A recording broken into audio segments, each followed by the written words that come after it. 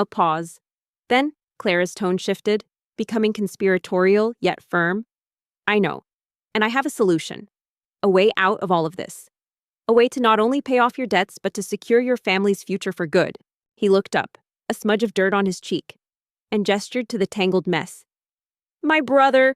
The other Ethan! He loved to garden. He was trying to bring this part of the garden back to life before the accident. I'm trying to finish it for him. His voice was tinged with a deep, quiet sadness. He always said that even in the most broken places, something beautiful can still grow. Amelia's heart gave a weary lurch. What are you talking about? Did you win the lottery? Amelia's heart swelled with a fresh wave of affection for him. He was a man of immense power, yet he was tending to a small, forgotten garden in honor of his brother's memory. It was a testament to the quiet strength she had come to admire. She knelt beside him, her hands joining his in the soil.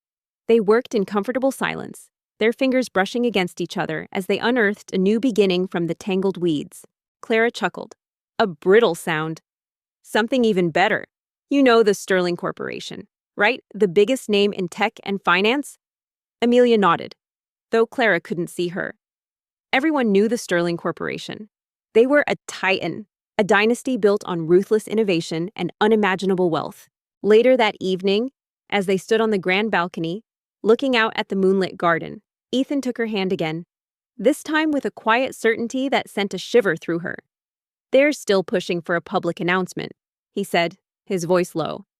An official date for our engagement party. They want to show the world that the Sterling heir is stable, happy, and ready to lead. Their heir, Ethan Sterling, is, well, he's a bit of an anomaly. He's reclusive, sickly, and has no interest in the public eye. His family, particularly his grandfather, the founder of the company, is worried.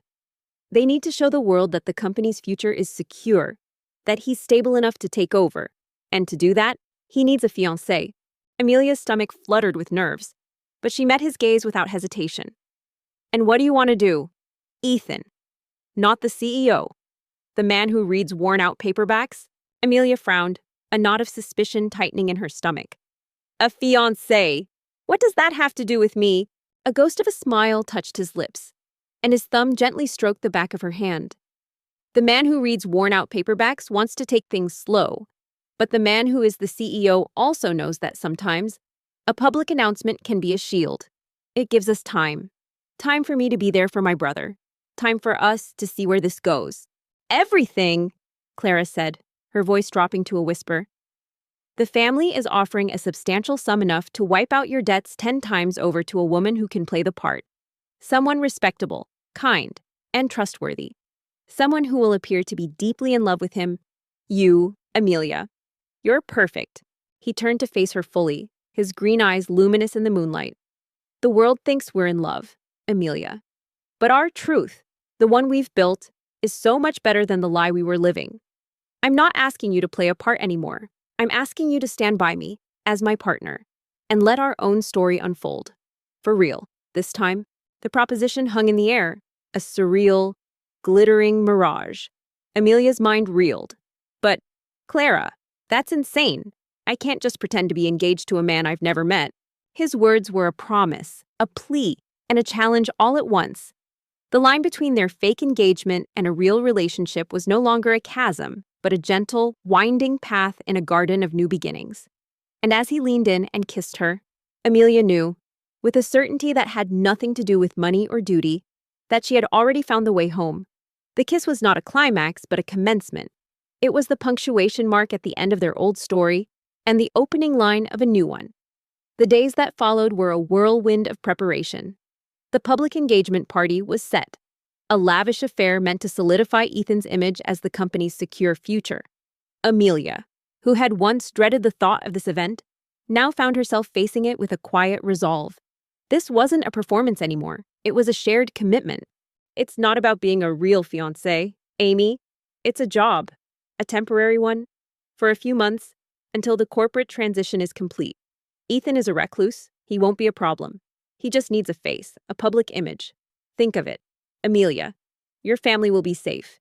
You'll be able to get them a new home, a new start. No more worry, no more struggling. It's a small price to pay for that kind of peace. They spent their time together preparing, but not in the way the public would expect. Instead of practicing smiles for the cameras, they rehearsed their shared truths. They talked about their fears for the future, the hope for Ethan's brother's recovery, and the delicate dance of maintaining their private world amidst the public spectacle. The engagement ring, a massive diamond that had once felt like a shackle, now felt like a symbol of their partnership, a promise to stand by each other through the chaos. Clara's words were a siren song, luring Amelia away from her principles and towards the dangerous promise of stability. She pictured her mother's tired face, her younger brother's worried eyes. The thought of them being free from the crushing pressure of being able to sleep soundly for the first time in years was a powerful motivator. "Are you ready for this?" Ethan asked her one morning as they sat in the quiet of the library, the pre-party jitters bubbling to the surface. "The media will be relentless. They'll try to find a crack in our story." "He's a good man, from what I hear," Clara added softly, as if reading her mind. "Just a bit broken. He needs someone kind to stand by him, even if it's just for show. You'd be helping him, Amelia, not just yourself." Amelia smiled, a genuine, confident smile that reached her eyes. "Let them. They'll be looking for a lie, and all they'll find is the truth. We're not perfect. We're not a fairy tale. We're just two people who found each other in the strangest of circumstances and decided to build something real." That was the line that sealed her decision. The image of a frail, lonely man, living in the shadow of his powerful family, tugged at her empathetic nature. She wouldn't just be taking a handout, she would be a lifeline, a temporary anchor for a man who seemed to need one just as much as she needed a way out. It was a charade, a lie, but it was a lie born of desperation and the genuine desire to help both her family and, in some small way, this mysterious heir. The day of the engagement party was a dazzling blur of flashing lights and adoring onlookers.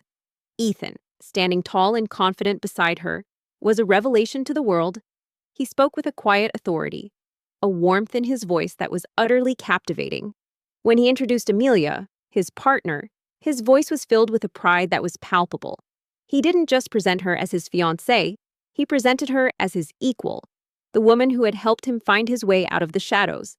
"Okay," Amelia finally said, her voice barely a whisper. "I'll do it. Tell me what I need to do." Later that night, as they stood on the grand balcony, the noise of the party a distant hum below, Amelia looked at him, her heart full. He was no longer the recluse she had met, nor the cunning CEO who had tested her. He was simply Ethan, a man with a heavy burden and a fragile hope, but a man who was no longer alone. And with that single word, she stepped onto a path paved with deceit, unaware that the path was not a way out, but a deeper, more treacherous labyrinth of lies. Amelia's resolve was tested the moment the car pulled up to the Sterling estate. It wasn't a home, it was a fortress of cold, gray stone and polished steel, an imposing monument to power that seemed to suck the warmth from the air. Clara, having secured the meeting, had dropped her off with a quick, "Just be yourself, but a little softer. Remember what we talked about," before speeding away, leaving Amelia alone with her nerves. "We did it," she whispered, her hand finding his. "We faced the world, together." A stern-faced butler led her through a grand, echoing foyer and down a series of silent, opulent hallways.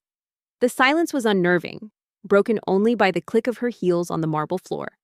Finally, she was shown into a massive library, where a figure sat slumped in a high-backed leather chair, bathed in the pale light filtering through a leaded glass window. He squeezed her hand gently. "This is just the beginning," he said, his green eyes reflecting the moonlight. "Our story is just unfolding, and I can't wait to see what we write next." The engagement party was a resounding success. The public had been charmed by the new, confident Ethan Sterling and his beautiful, kind-hearted fiancée. The media, unable to find any fault in their genuine connection, had painted a picture of a love story that was as powerful as it was unexpected. But behind the closed doors of the Sterling estate, a different kind of story was unfolding. A story of hope, fear, and a ticking clock. "Ethan, this is Miss Amelia," the butler announced, his voice devoid of emotion. Ethan's private doctor, a stern but compassionate man named Dr. Alistair, came to the estate for a private consultation. Amelia found Ethan in his office, his face tight with a tension she hadn't seen since the early days of their charade. The fragile hope she had seen in his eyes was now mixed with a deep-seated anxiety. The figure stirred slowly. He was not what Amelia had expected. Clara had described him as sickly, but Amelia had imagined a pale, refined gentleman. This man, however, was a study in neglect. His dark hair was long and unkempt, falling over a face that was thin and sallow. His clothes, though undoubtedly expensive, were wrinkled and loose on his frame. He didn't look up, instead fiddling with a single, battered paperback book in his hands, his knuckles bone-white. "It's about my brother," Ethan said, his voice low and strained. He motioned for Amelia to sit beside him, a silent request for her strength. "Dr. Alistair has some news." "Hello," Amelia said, her voice a fragile whisper in the cavernous room. Dr. Alistair cleared his throat, his gaze sympathetic. "Ethan, your brother, the other Ethan, he's showing signs of a slow but steady recovery. The latest scans show increased brain activity, and he's responding to some stimuli. We believe he's entering a new phase. There's a real possibility he could wake up."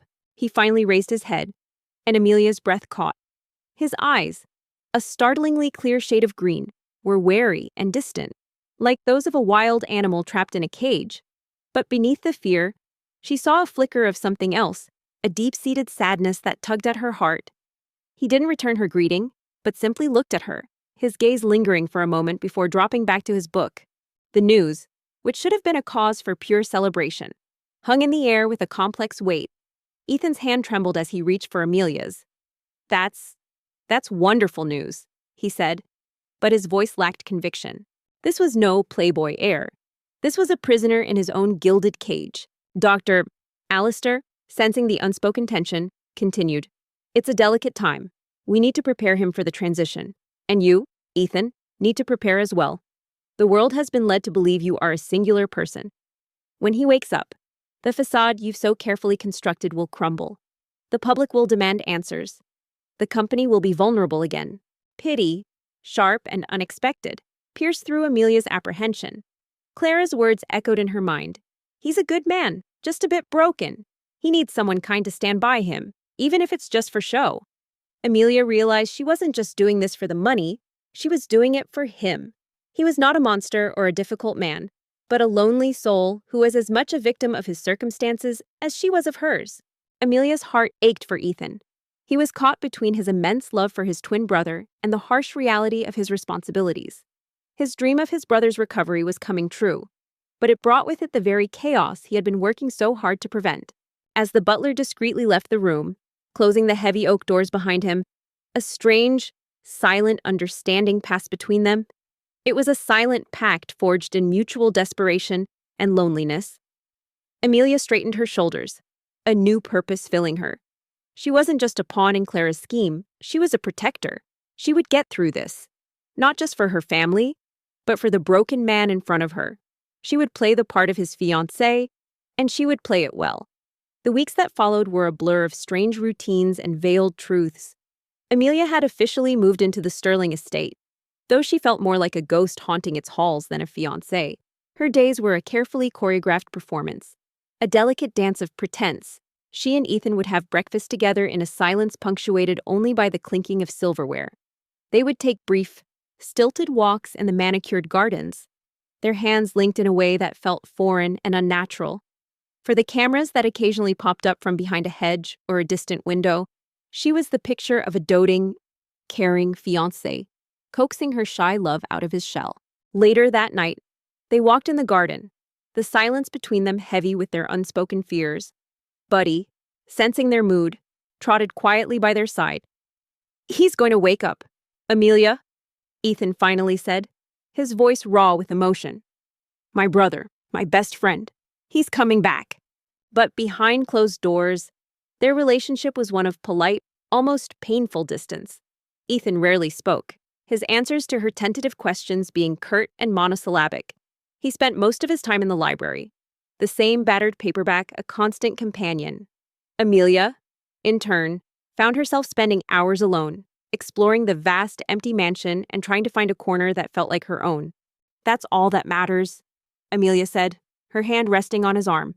"The rest, we'll face it together. We'll tell them the truth, Ethan.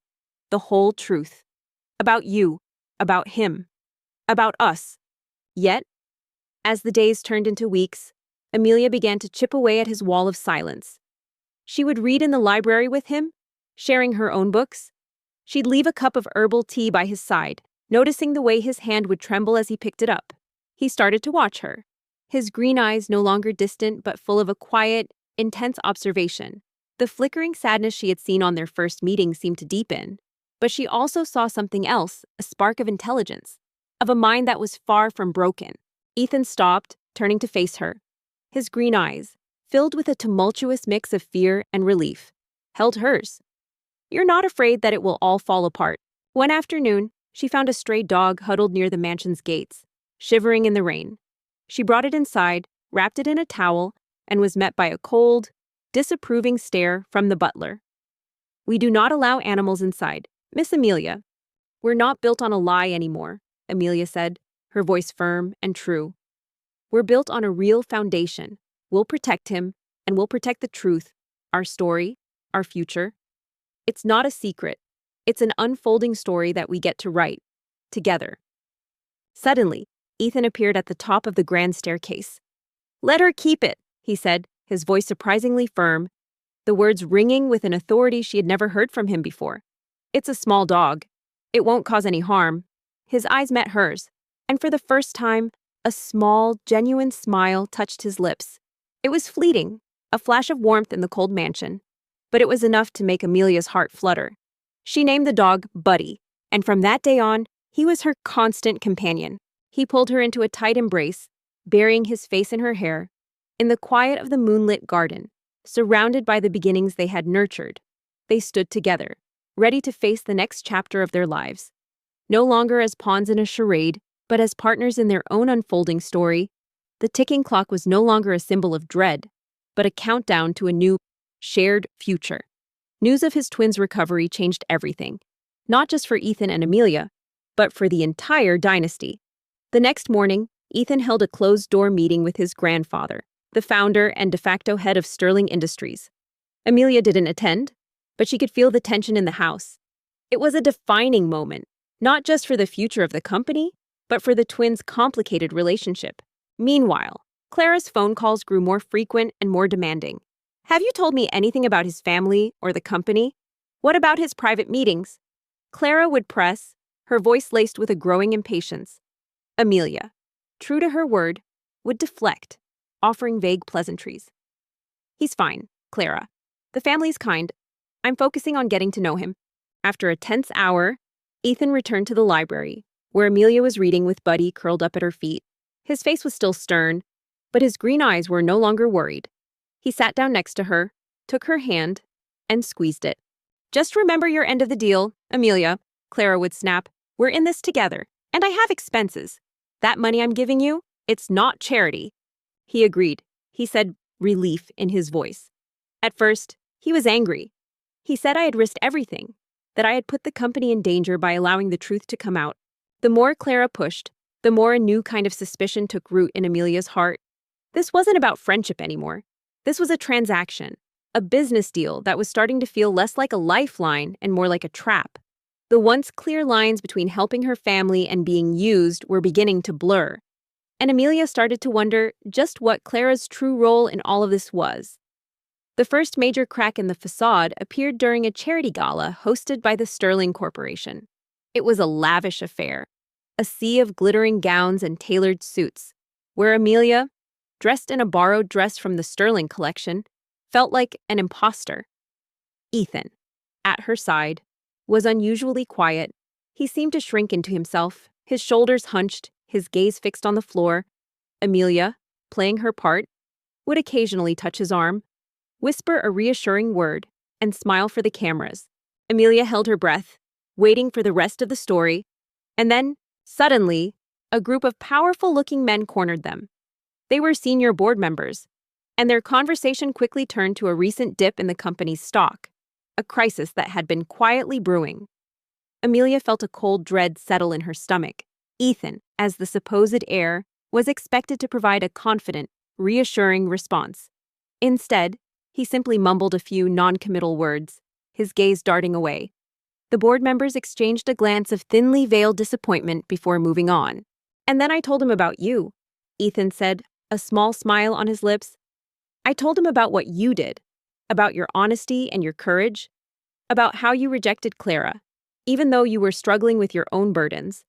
I told him that you weren't part of a play, but part of the truth. You should have said something more, Amelia whispered to him, a genuine concern in her voice. They looked worried. He looked into her eyes, admiration shining. I told him that a woman of such honesty, who found the real me behind the facade the world knew, was someone I wanted to stand by, not just as my fiancé, but as my partner. Ethan didn't respond, but as he turned to look at a large screen displaying stock market tickers, Amelia saw it. A flicker of intense focus, a sharpness that was completely at odds with his sickly persona. He was not just looking at the numbers, he was analyzing them. His jaw was tight, his eyes narrowed, and for a fleeting moment, the frail, withdrawn man she knew was gone, replaced by someone with a powerful, authoritative presence. He mumbled something under his breath, a complex string of market terminology that Amelia didn't understand, but which sounded intelligent and decisive. You said you understood, Ethan continued, his voice thick with emotion. He's seen the changes in me since you came. He's seen me become a happier, more confident man. He said that even though we were originally together for a play, our feelings were real. He gave us his blessing. Her suspicions deepened a few days later. She was walking Buddy near the perimeter of the estate when she heard voices coming from a small, dilapidated boathouse by the lake. She recognized Ethan's voice, but it was different. It was crisp, commanding, and confident. He was on the phone, and he wasn't talking about his health or the latest novel he was reading. Amelia couldn't believe her ears. The fear of failure had vanished, replaced by a deep sense of peace. They no longer had to worry about keeping secrets or facing anger from their families. They were accepted, not because of the play, but because of their love. No, you're wrong, he said, his voice hard as steel. Our competitor's stock drop isn't an isolated incident. It's a calculated move, a feint. We need to acquire that smaller tech firm now, before the market realizes their real value. Trust me on this. So, what are we going to do now? She asked, her voice filled with hope. Amelia froze, her heart pounding. The voice was unrecognizable. It wasn't the voice of a reclusive, socially awkward heir. It was the voice of a CEO, a man in charge, making high-stakes decisions with absolute certainty. The words, "Trust me on this," echoed in her ears. A chilling contrast to the persona he had presented to her. Ethan stood up, holding out his hand to her. We will tell the world, but not to reveal our secrets. We will tell the truth about a brother who recovered from tragedy, and about a love that was found in a world of lies. We will make our story a strength for Sterling Group, not a weakness. Walking back to the mansion, a cold dread began to creep in. Her initial pity for him was now mixed with a heavy dose of fear and confusion. Who was this man? Really? Was he just a brilliant mind trapped in a sickly body? Or was the entire narrative Clara had sold her a narrative of a frail heir in need of help? A carefully constructed lie. The cracks in the facade were widening, revealing a truth that was far more complex and dangerous than she had ever imagined. The next morning, Amelia found a folder on her bedside table. It was a thick, leather-bound folder with the Sterling Corporation logo embossed on the front. Her heart hammered against her ribs as she opened it. Inside were confidential documents detailing a high-stakes merger, with financial projections and proprietary data laid out in intimidating detail. A small note, scrawled in a familiar hand, lay on top. It was from Clara. He took her hand and led her to the balcony overlooking the garden. Together, they had planted seeds of hope here. And now, in the sunlight, those seeds were beginning to sprout into a true story. The day of the press conference dawned with a strange, nervous energy that crackled through the air of the Sterling estate.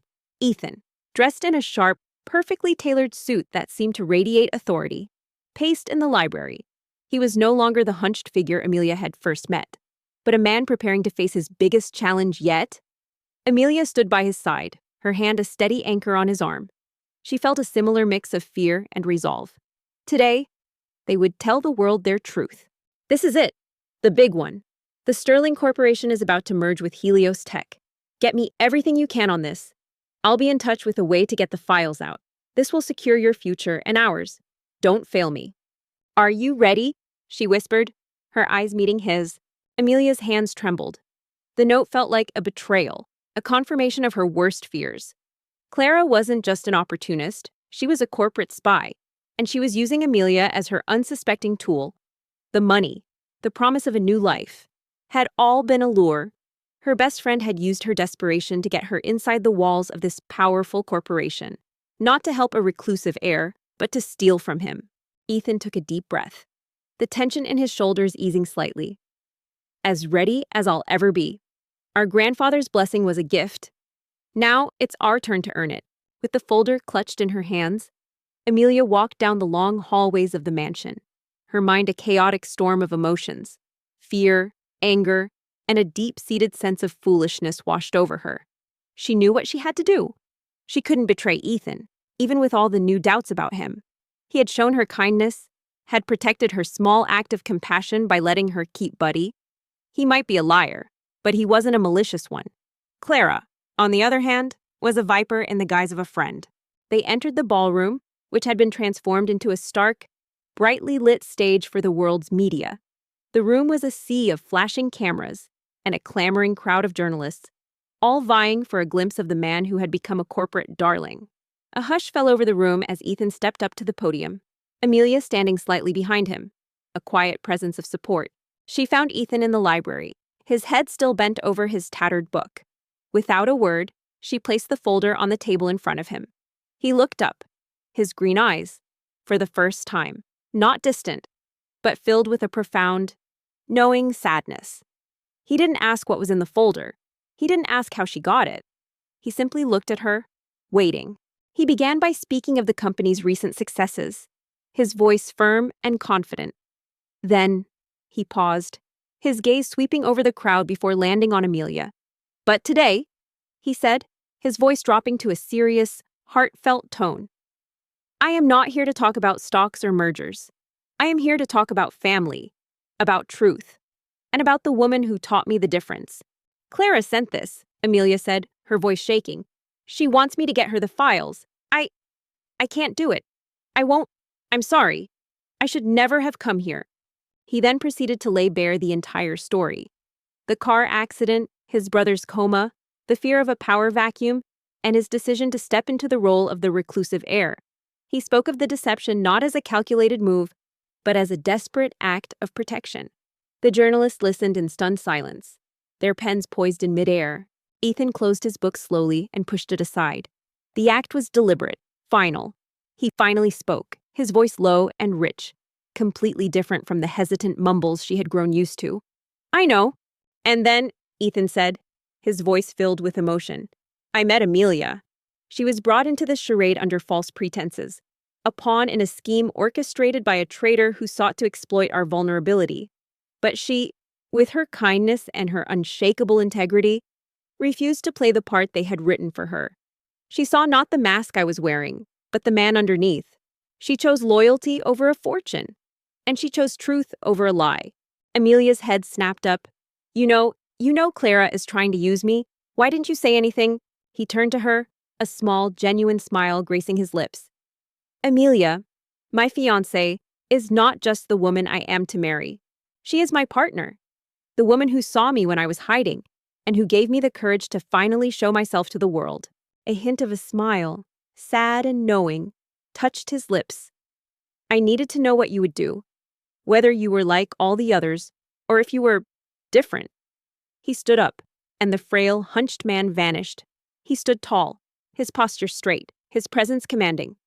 This merger is a very real threat to the company, my company. And this folder, which contains some of the most sensitive data we have, was designed to be a test. The crowd erupted into a flurry of questions and flashing lights, but Ethan held up his hand, silencing them. He then motioned for Amelia to join him at the podium. She stepped forward, her heart pounding, but her gaze steady. Amelia stared at him, dumbfounded. The man who stood before her was the man she had heard on the phone, the CEO, the brilliant mind, the man who had been playing a long game, a complex ruse to expose a traitor. A profound sense of relief mixed with a cold, hard truth settled in her heart. She had passed his test, but she was still living a lie. The silence that followed Ethan's confession was deafening, filled only with the frantic ticking of an antique clock in the corner of the room. Amelia's mind was reeling, trying to reconcile the image of the frail, reclusive man with the confident, commanding figure standing before her. He wasn't sickly. He wasn't weak. The man she had pitied and cared for was a phantom, an illusion. "I came here in a place of desperation," she began, her voice clear and strong. "I was offered a way out of debt, a promise of a new life. But what I found was not a reclusive heir, but a man who was just as trapped as I was. We built a relationship on a foundation of lies, but it was in those lies that we found our truth. Ethan and his family showed me that kindness and integrity are valued more than wealth, and in return, I was able to help him find his own." "I don't understand," she said, her voice barely a whisper. "Who are you?" The story, told with such raw honesty, resonated deeply with the public. What had initially seemed like a massive corporate scandal was quickly being reframed as a powerful tale of resilience, love, and a rare display of integrity in a cutthroat world. A sigh escaped his lips, heavy with exhaustion. He motioned for her to sit, and she numbly complied, her legs feeling weak. He sat opposite her, the posture of authority slowly melting away into something more familiar, more human. That night, back in the quiet sanctuary of the garden, Ethan and Amelia sat on a bench, watching the stars. The world was now aware of their story, and the weight of their secret was finally gone. "My name is Ethan, the real Ethan Sterling," he began, his voice softer now. "But I'm not the heir Clara told you about. I have an identical twin brother, also named Ethan. It's a long, complicated story. A family tradition, one I've always despised. He's the one who was supposed to take over the company. He's the one Clara was told about." "We did it," Amelia said, leaning her head on his shoulder. "The secret is out. Your brother will have his name and his life back." Amelia's confusion only deepened. "But where is he?" Ethan wrapped his arm around her, pulling her close. "And I have you. I told the world about the other Ethan, but they also met the real me. And they met the real us. Our story starts now. Amelia, a real story, a story we get to write together." A few months passed in a whirlwind of change. The public narrative had shifted, painting Ethan and Amelia as a powerful, compassionate couple who had navigated immense adversity with grace and integrity. Ethan, now openly a formidable CEO, had steered the company through the turbulent aftermath, emerging stronger than ever. The Sterling Corporation's stock, once threatened, was now soaring, a testament to his decisive leadership. "He's in a coma," Ethan said, the words heavy with pain. "A car accident 6 months ago. He's been in a private medical facility ever since. Very few people know, and those who do are sworn to secrecy. My grandfather feared that if the public, or more importantly, our corporate rivals found out, it would cause a power vacuum. We'd be a target. The company would be vulnerable. But for Amelia, the most significant change was not in the corporate world, but in the sterile, quiet room of a private hospital. The day had finally come.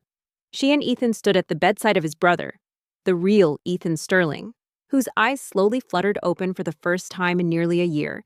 He ran a hand through his hair, the gesture of a man weighed down by immense responsibility. So I stepped in.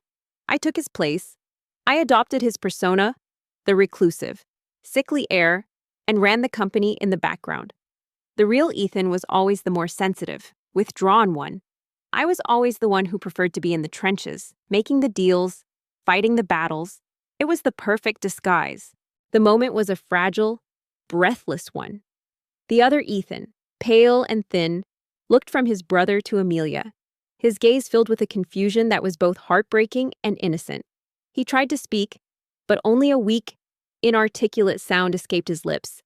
"But why involve me? Why create this fake fiancé charade?" Amelia asked, the betrayal of her best friend still a fresh, painful wound. Ethan, the CEO, knelt by the bed, his voice thick with emotion. "Hey, little brother, I'm here. You're safe. We're all here." He then gestured to Amelia, a proud, loving smile on his face. "This is Amelia. She's my fiancée.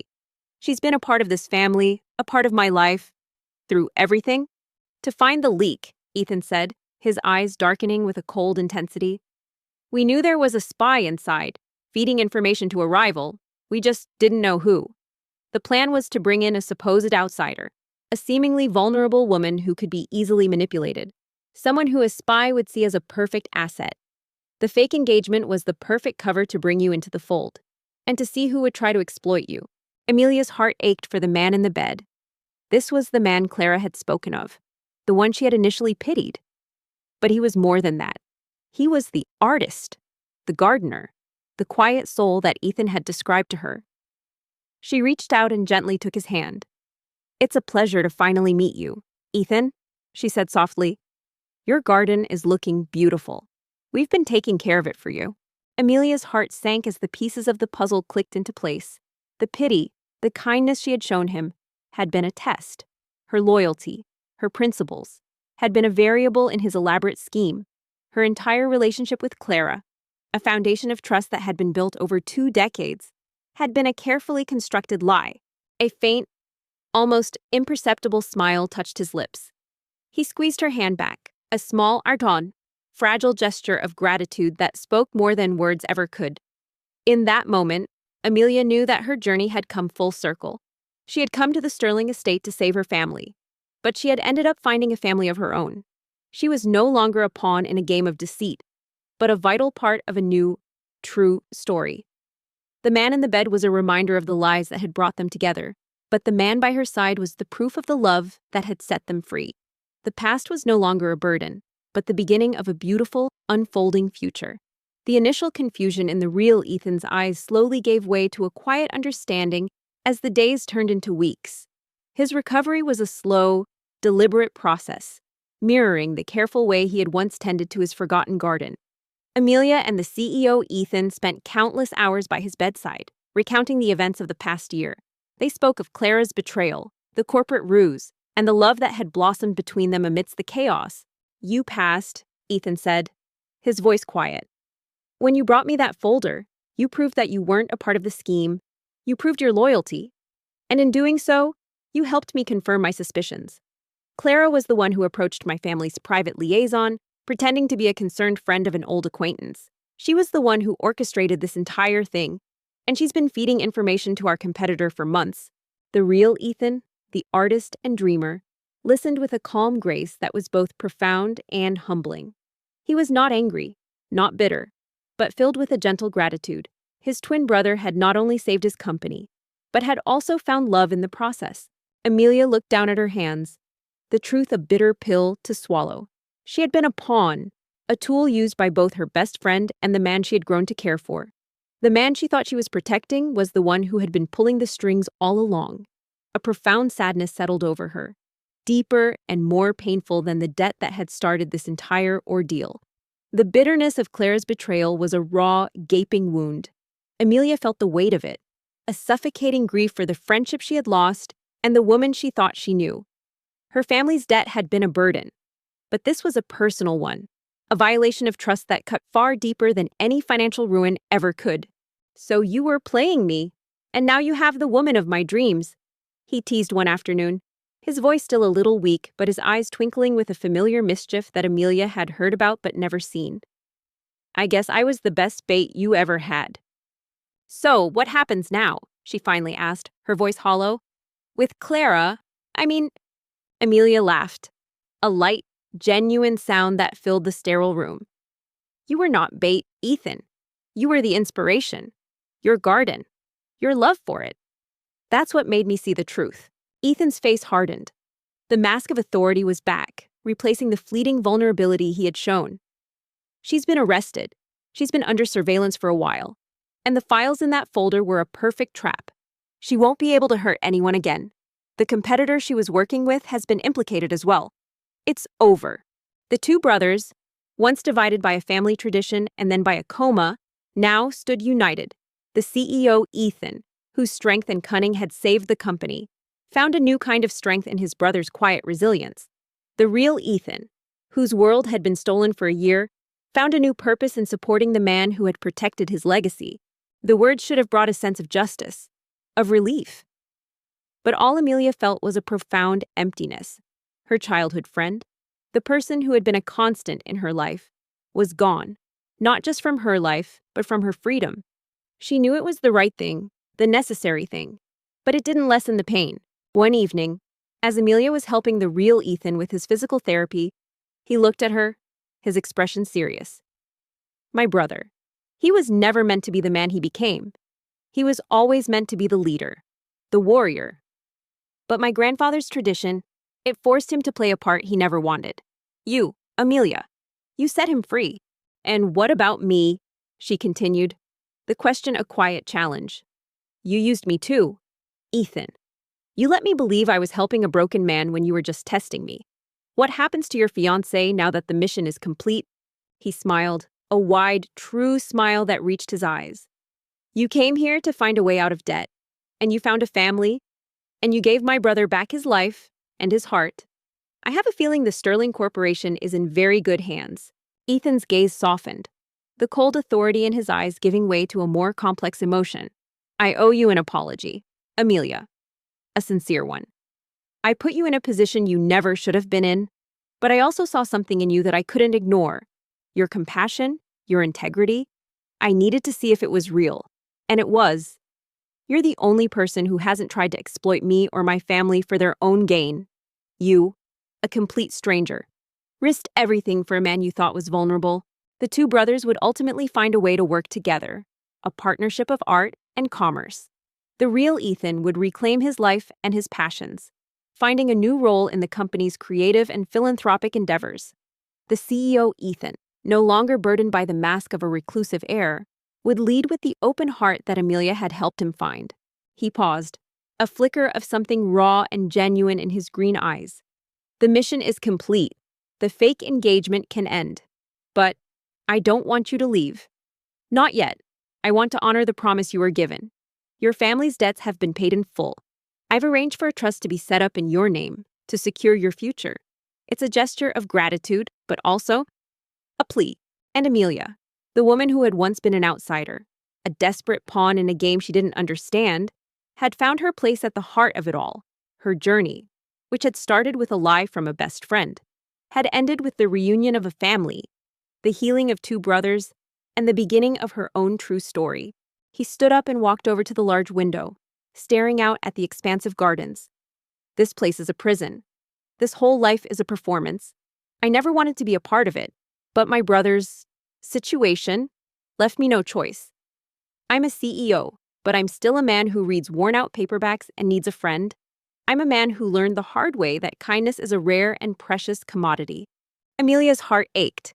The man she had initially met, the sad, lonely figure in the library, wasn't a total fabrication. It was a part of him, a part that had been buried under the weight of his duties and his deception. She had seen the real him, in glimpses, the small smile, the firm protection of a stray dog, the quiet focus on the stock market. She had seen the truth, even when she didn't understand it. Stay, Amelia, Ethan said, turning back to face her, his voice low and full of a quiet hope. Not as my fiancé, but as my friend, someone I can be honest with, someone who sees me, not the role I'm forced to play. The choice was hers. She had her freedom. Her family was safe. She could walk out of the Sterling estate and never look back. But as she looked into his eyes, she saw not the cunning mind of a CEO, but the weary soul of a man who, like her, had been forced to live a lie. And in that shared loneliness, she saw the possibility of a new beginning. Amelia's eyes searched Ethan's, seeking the truth behind his words. She saw the honesty there, the raw vulnerability of a man who had shed his carefully constructed facade. He was offering her a choice, a real choice. For the first time since she had walked into this gilded cage, the promise of a new beginning, not just for her family but for herself, was a powerful temptation. She had come here seeking a way out of her old life, and now she was being offered a chance to build a new one. I'll stay, she said, the words surprising even herself. Not just for the money or the security, but because I believe you. I believe you're not just the cunning CEO, and I believe that somewhere in this big, empty house, you might need a friend as much as I need one. A genuine, grateful smile lit up Ethan's face, a warmth she hadn't seen since the day he had stood up for Buddy. It was a smile that reached his clear green eyes and melted away the last remnants of the cold, withdrawn air. The man who had tested her, who had lied to her, was also the man who had seen her for who she truly was: kind, compassionate, and loyal. Their relationship shifted, transforming from a choreographed charade into a hesitant, fragile friendship. The walks in the garden were no longer a pretense for the cameras, but a quiet chance to talk. Ethan, no longer hiding behind his persona, began to open up. He told her about his brother, the real Ethan, the one who was a sensitive artist, a man of quiet contemplation who had been ill-suited to the brutal world of corporate power. He shared his own struggles, the immense pressure of running a company he had never wanted to lead, the loneliness of being a leader who couldn't show any weakness. Amelia, in turn, shared her own story. She spoke of her father, of the small family business, and the immense pride he had in his work, a legacy she was determined to honor. She spoke of her mother's strength and her brother's dreams. In those conversations, the walls between them crumbled. They were no longer the fake fiancé and the reclusive heir, but two people, broken in their own ways, finding solace and understanding in each other. One evening, as they sat in the library, the tattered paperback finally put away for good, Ethan reached across the table and took her hand. His touch was hesitant at first, then firm. "You've taught me something, Amelia," he said, his voice soft. "That even in a world built on deception, true integrity and kindness are impossible to hide. I was searching for a traitor, but I found something more." The weight of the world pressed down on Amelia's shoulders, a crushing burden of debt and despair. She sat in the dim light of her cramped apartment, staring at the eviction notice that had been taped to her door like a death sentence. The ink blurred before her eyes, each word a hammer blow against her fragile hope. Her family's small business, a legacy from her late father, had collapsed under the weight of a sudden market downturn, leaving them with mountains of debt and no way out. The phone rang, startling her from her morbid thoughts. It was Clara, her best friend since childhood, the only person she had confided in about the true extent of their plight. Amelia didn't pull her hand away. The loneliness she had felt was slowly being replaced by a quiet sense of belonging. The life she had been forced into, a life she had once seen as a trap, was slowly becoming something else entirely. It was becoming a new path, paved not with lies, but with a new kind of truth, the truth of a friendship forged in betrayal, and the possibility of a love born from a lie. The Sterling estate, once a cold and imposing fortress, began to feel like a home. The change was subtle, born not of grand gestures, but of quiet moments shared between Amelia and Ethan. The vast, manicured gardens, which Amelia had once explored in lonely silence, now held the echoes of their laughter. They would often sit by the fountain, Buddy curled happily at their feet, talking for hours about everything and nothing. "Amelia, are you there? Please tell me you're not still staring at that notice." Clara's voice was a soothing balm, though it carried a hint of urgency. One afternoon, Amelia found Ethan in the garden, not by the fountain, but in a forgotten corner near the old boathouse, kneeling beside a small, overgrown patch of soil. He was carefully pulling weeds, his expression one of focused concentration. She approached him quietly. It's worse than I told you. Clara, they're demanding we vacate by the end of the month. I've tried everything. I just don't know what to do." Amelia's voice cracked with a helplessness that she rarely allowed herself to show. "What are you doing?" she asked softly,